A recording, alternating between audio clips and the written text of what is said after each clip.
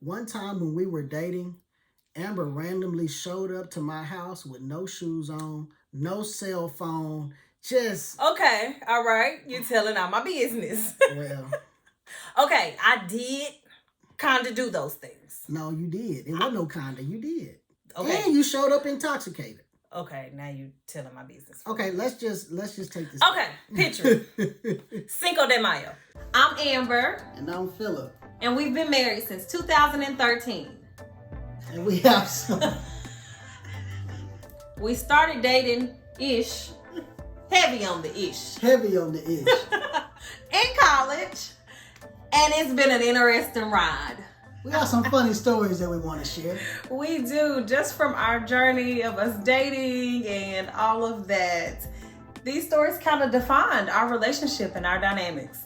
Yeah, Amber, she really drug me through the mud, man. She really made it hard for me. Now. You know. Not the truth. She did your boy wrong. We had a relationship, okay? Mm-hmm. And I knew my value and my worth, and I wasn't standing for no mess. Indeed. So this is one time when we were dating. This is one time when we were dating. One time when we were dating. One time when we were dating, Amber randomly showed up to my house with no shoes on, no cell phone, just... Okay, all right. You telling all my business. Well... Okay, I did kind of do those things. No, you did. It wasn't no kinda. You did. Okay. And you showed up intoxicated. Okay, now you telling my business. Okay, let's just take this. Okay, picture. Cinco de Mayo. Yes. A whole bunch of years ago. Yes, this is over a decade ago. So this was single Amber. Remember, we just had a little dating ship thing going. Mm-hmm. So this is in one of our off moments. Yes. And so you guys who know me know that, your girl like to do things that you do when you're 21 and over. I like to do those things. So Cinco de Mayo, that's a great time. Have you a little margarita, live your good life. So me and my friends decided that we were going to have a Cinco de Mayo party. With unlimited margaritas. We had a great time. So we have this party, the drinks are flowing, everybody's having a good time. And one thing about me, so after I've had a drink or two, I get super emotional. Tapped in. It doesn't matter who you are, I'm going to tell you how I feel. You're not the only one. I know. But everybody don't get like that. You're right. I do, though. So me and Philip weren't talking at the time, and I had been missing my boo. So I decided, you know what? I'm finna call him. And so I called him. Now, I forgot that I called you during the day. Yeah, you called me during the day that day, and I was busy DJing a birthday party, and we hadn't talked in months at this point. Maybe like 2. Yeah. Uh-huh. Yeah, we hadn't talked in a while. So for me to look down at my phone and see her name, like, why is she calling me? Okay. And you answered? Maybe. So when I answered. Right. Like, okay, hey, Amber, what's up? And then you said. What did I say? Hey. What you doing? I'm sure it wasn't small talk. I'm sure I got straight to my purpose. Yeah, you got straight to the point because, like I said, it was afternoon-ish on Cinco de Mayo, so you was already turning up at that point. This is before the party you was even talking about. This is before all of that. Well, because one of my friends came over so we could prep for the party. So we were turning up doing the prep work. It was a good day. So we didn't talk long though.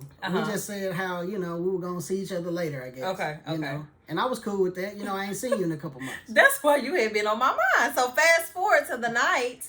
And, my friends are over. We're having a really good time, laughing, blah, blah, blah. And somehow Philip came up in my mind. And I was like, you know what?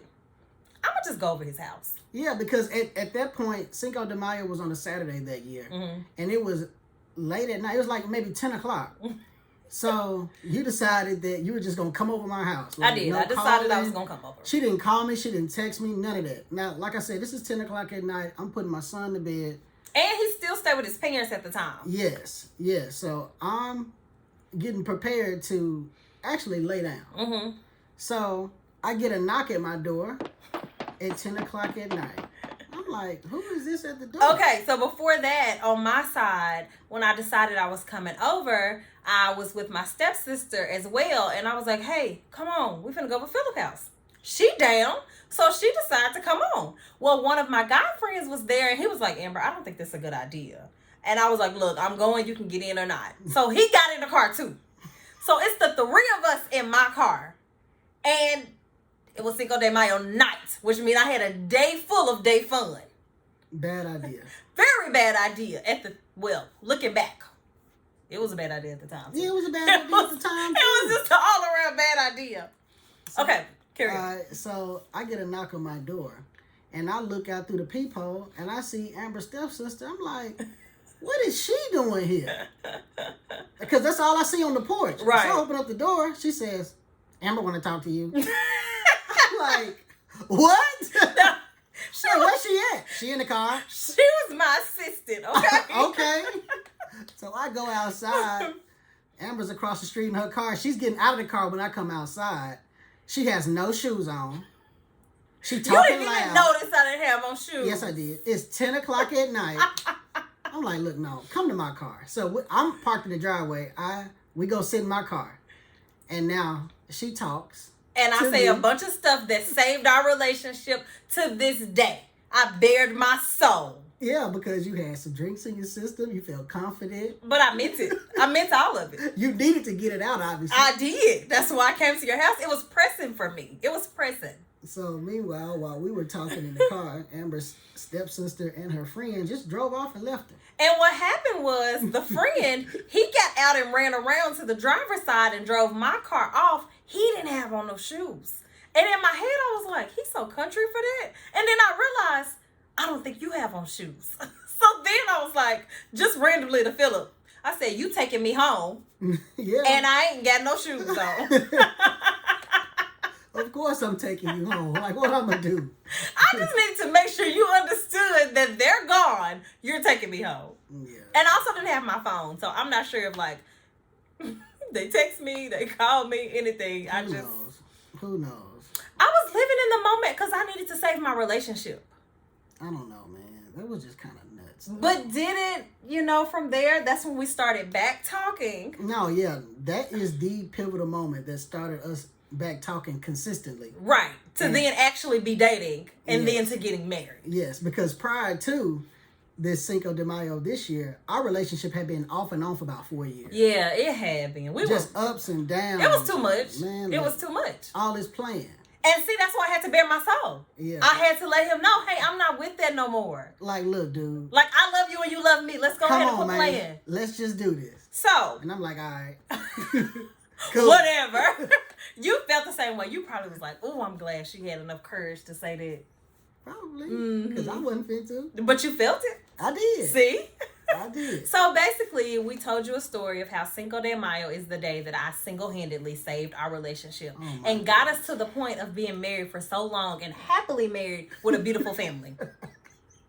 So basically, had it not been for Cinco de Mayo, margaritas, and me, we wouldn't be here. There would be no Black Love for Life. Lord knows where we'd be. So, thank me. All right, I guess. You are welcome. So this has been One time when we were dating.